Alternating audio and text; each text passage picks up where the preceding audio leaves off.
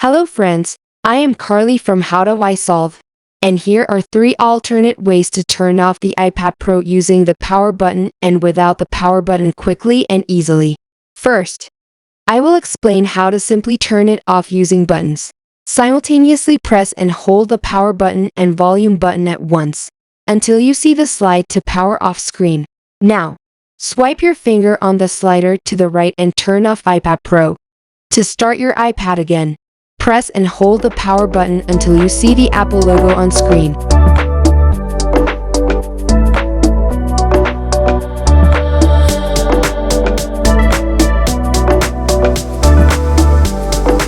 Next, enter your iPad lock screen passcode to use it.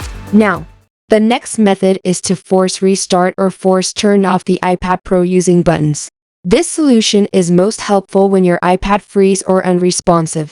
First, quickly press and release the volume up button, and quickly press and release the volume down button.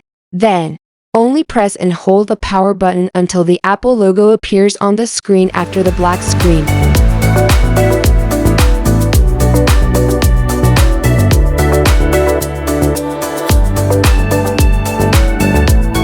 Enter your iPad lock screen passcode, and that's it. Now, a third way to turn off the iPad Pro is without buttons. Launch the Settings app on your iPhone, find the General, and scroll down to the Shut Down option. Now, swipe your finger on slide to power off and turn off your iPad Pro. Your iPad screen goes black and turn on again by press and holding down the power button until you see the Apple logo on screen. Enter lock screen passcode to start using your iPad. For the home button, iPad users have to press the home button and power button at once until they see the Apple logo after the black screen. That's it. I hope you get step-by-step instructions and fix the issue that requires turning off the iPad. Don't miss to like, share and subscribe.